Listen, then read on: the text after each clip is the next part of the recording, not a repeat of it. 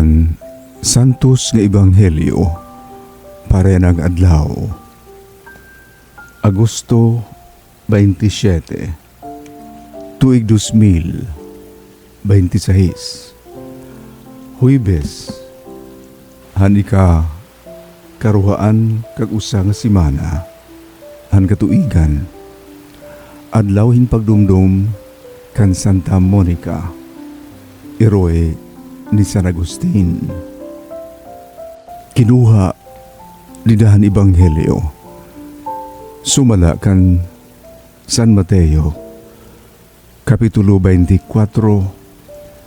Versikulo 42 tubtub ngadto han 51.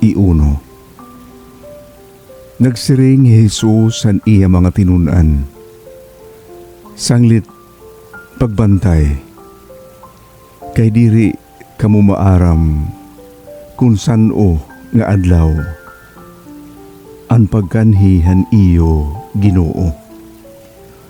Hinumdumi niyo ini kung maaram la an amay han panimalay hantak na han pag-abot han kawatan mag-aag mamanta iya nga diri matugot nga makasulod iya balay an kawatan.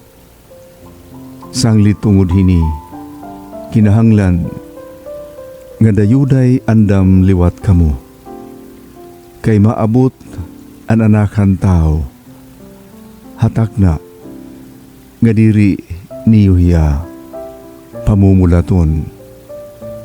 Sanglit hinuman an buutan ngan maaram nga suruguon. Amo hiya ang gintapuran han iya agaron. Hin panimangno han iba nga mga suruguon. Ngan paghatag haira hin pagkaon haigo nga panahon. Pagkamalipayon hiton nga suruguon. Kuna pag-uli haniya agaron, hiabutan hiya nga nagtutuman hini. Susumatan ta kamuhin tinuod, itatapod han agaron nga dahini nga suruguon, an nga tanan niya nga katigayunan. Kundi kun maraot hiya nga suruguon, masiring hiya haiya ngahaw. Maiha pa umuli an akon agaron. Ngan magtikang hiya hin pagtubal han iya mga igkasi suruguon. Ngan magpapatakas hin pagkaon ngan pag-inom upudhan mga parahubog.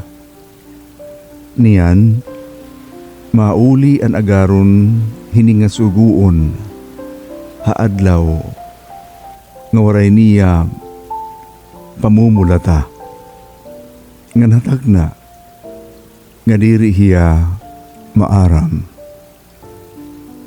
Tatadtaron hiya han iya agaron ngan pahay aagumon hiya han dadangatan han mga salingkapaw. Didto magtatangi siya ngan magliligot hiya han iya mga ngipon. An Ebanghelyo han Ginoo. Pagdayawon ka Kristo. Haliputay nga pamalandong han Santos nga Ebanghelyo yana nga adlaw. Iton kinabuhi hinusa nga Kristiyano. Kinabuhi hin pag-agma. Talinguha hin pagbantay. Pirmihiya andam. Kay diri hiya maaram kung san-o maabot ang Ginoo. Diri hiya maaram kung saan uhiya kukuhaon han Ginoo. Ang pag-andamin usa ka Kristiyano para hin kinabuhi nga Kristohanon, halarom kaupay. Diri la sugad dito sa nga Boy Scout nga pirmi andam. Ang pag-andam niya amo ang padayon nga pag-ukoy han kinabuhi Kristohanon. Amo ang padayon nga paglalakaton di dahandalan ni Kristo. Ang pag-ukoy kinabuhi kundiin ang pulong han Dios.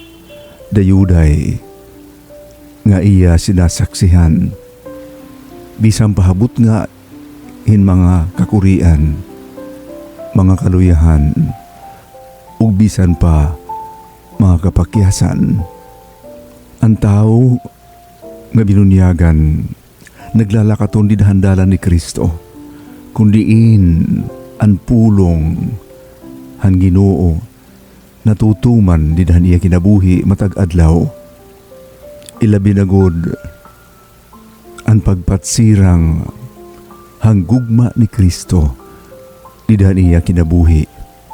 Alakat an iya kinabuhi nati kahalarom an iya gugma ngadtuhan iya ig kasitao. Inusa nga Kristiyano an iya gugma kinikita dinan iya pagtratar han iya ig kasitao. Maaram bumulig, napaid, naluluoy, ngan napasaylo. Ang Kristiyano nga andam nalandong di iya ang gugma ni Kristo nga amo ang nagsiring, kikilalon kamo nga akon mga tinunan, kuni kamo inmag si gugmaay. Ang kun ano ang iyo bubuhaton ngadtuhan giubusi ang akon mga kabugtuan, iton ginbubuhat niyo haakon.